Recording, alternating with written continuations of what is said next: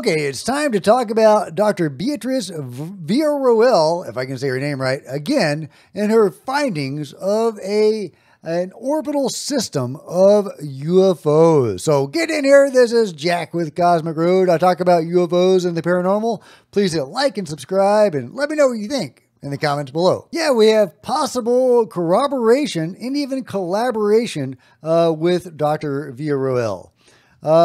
We have Dr. Eamon Ansborough, who tracked 660 unidentified orbital tracks moving in sync with Earth's rotation, and they're not satellites. This is from Skywatch Signal, who very helpfully post this video filmed some years ago about the work of Eamon Ansborough. It's got music playing, so I'm going to have to interrupt frequently. Back in the mid-90s, we discovered that through patterns and cycles of UFOs that we could demonstrate a new model to show that there was a controlled autonomous surveillance of the Earth. Controlled autonomous observation of the Earth, much like Dr. Villaroel's proposed network of UFOs. Or not even proposed, that's what the findings seem to suggest. So what we discovered was that they're actually using 660 orbital tracks around the Earth. These are not artificial satellite tracks. These orbital tracks are totally programmed to be in synchronization with the rotation of the Earth. Okay, fascinating.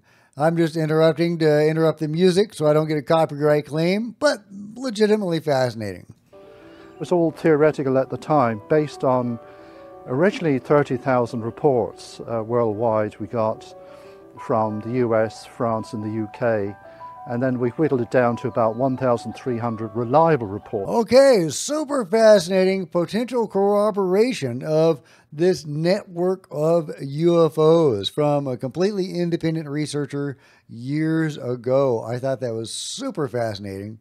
Dennis Asberg has also released a statement talking about Dr. Villaroel's findings. And again, this is from Skywatch Signal, so thank you, Skywatch Signal.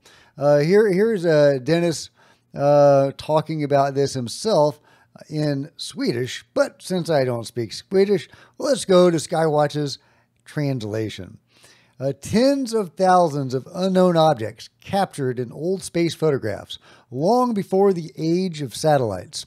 Researcher Beatriz Villaroel, affiliated with Nordida in Stockholm University, have made a groundbreaking discovery that could shake our understanding of space, history, and perhaps our place in the universe. In a research project where old astronomical photo plates from the 1950s were digitized and analyzed, tens of thousands of mysterious light points, so-called transients, have appeared. They appear in only a single frame, never before and never after. They are point-like, just like stars. Several are arranged in exact linear formations, something extremely unlikely to occur by chance.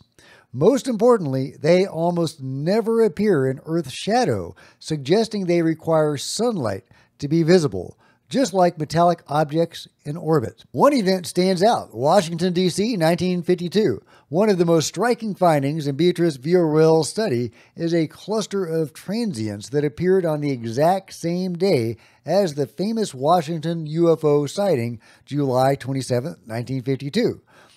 This is one of the most well-documented UFO incidents in history, with radar tracks, pilot testimonies, and military interventions. How is it possible that an optical phenomenon resembling multiple space objects is recorded at the same time that radar stations and eyewitnesses see something similar in the sky? Correlation with nuclear tests.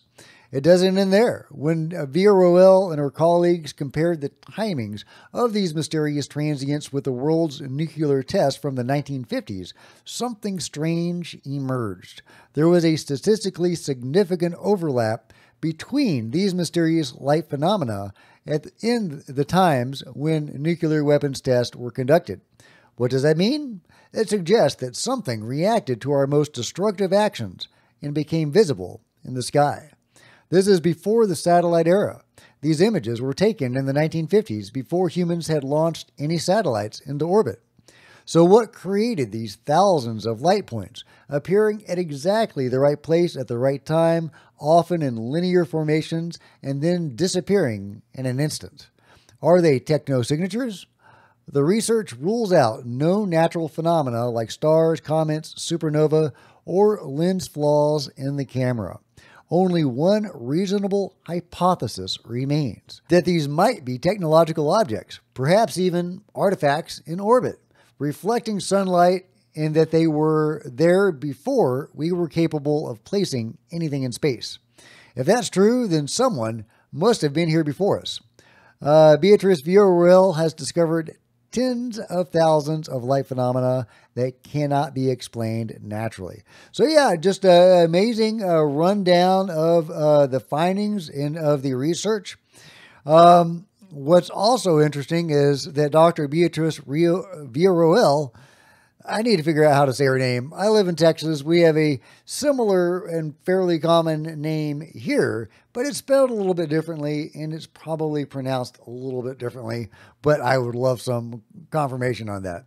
But some of you will be familiar with Patrick Jackson in his sphere network theory, and if you're not, I'll take you through that in just a second. But it's intriguing that Dr. Beatriz might be contemplating some sort of collaboration with Patrick Jackson. When asked about it, she said, absolutely.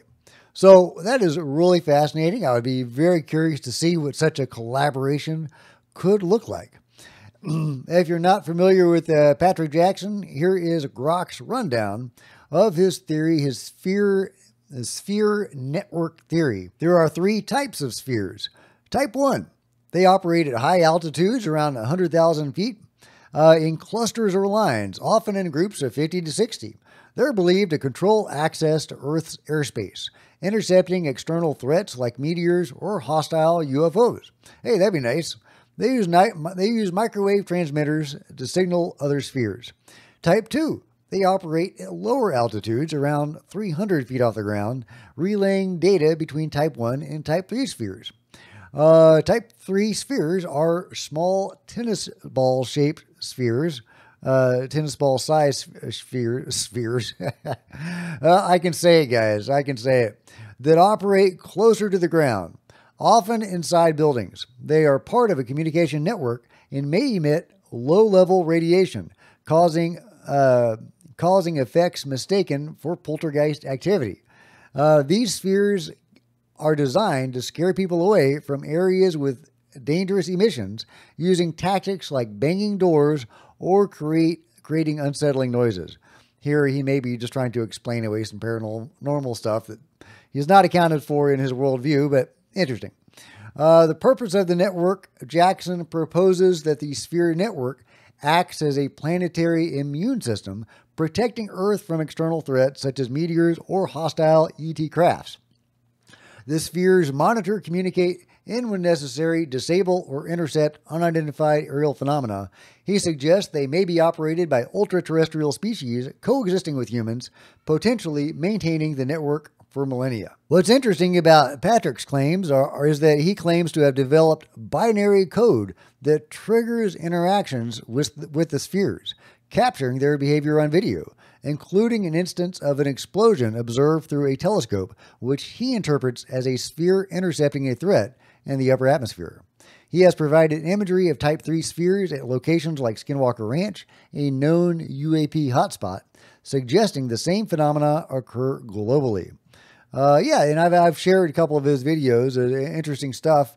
I think that Patrick is onto something. He is interacting and capturing something in his experiments. I'm not fully on board with his worldview necessarily, but this whole sphere network thing might be legit, might be on point, and it might, correlate to what Beatrice was finding in her research and what the other gentleman was finding in his, Dr.